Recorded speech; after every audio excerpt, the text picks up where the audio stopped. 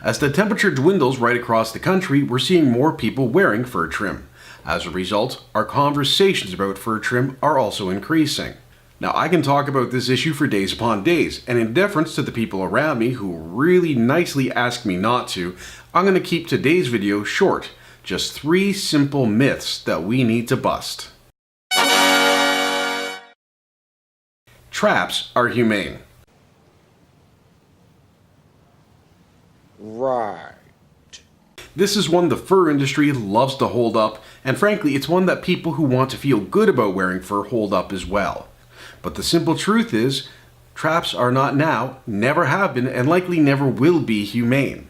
In fact, the only time trap and humane show up as words together in documents outside of fur industry propaganda is in a trade agreement. And the only testing done in relation to that trade agreement doesn't actually show that traps are humane at all. Trappers manage wildlife populations. Even before I was involved in advocacy work, this one kind of struck me as strange. Because when you think about what would happen to the world if all of the people disappeared in one night, and try to envision what would happen to the animals that were left behind.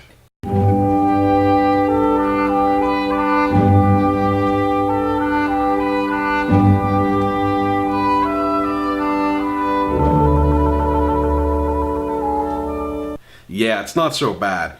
The fact is, when trappers talk about wildlife management, what they're referencing is old style game management. Game management is based on making sure there are enough animals left for consumptive use, not for a healthy ecosystem. And that's why what trappers talk about isn't ecology, it's game management.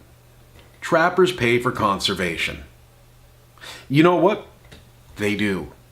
Pretty much anybody involved in consumptive wildlife activities will in some way help pay for conservation. But it's not exactly what they want you to think it is.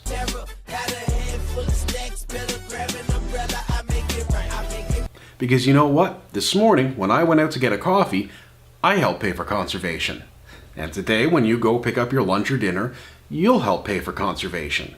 And you can bet your sweet patootie that if you donate directly to a conservation or wildlife organization, you're definitely helping conservation. Trappers don't have the monopoly on paying for conservation for one simple reason. We all pay taxes. Wrong. Well, most of us pay taxes. You can look up the budgets for government-funded conservation projects at the federal, provincial, and municipal level, and you'll find that most of the funding comes from general taxes, not from specialty funds. Those funds do exist and they do help. But if there were no trappers, we'd still be working to protect our environment.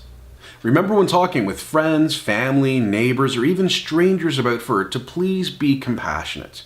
When you're calm, reasonable, and speak with empathy, people are more likely to listen and understand. When we get upset, when we get angry, and when we stop speaking with compassion, people tend to hear only one thing from us. Blah, blah, blah, blah.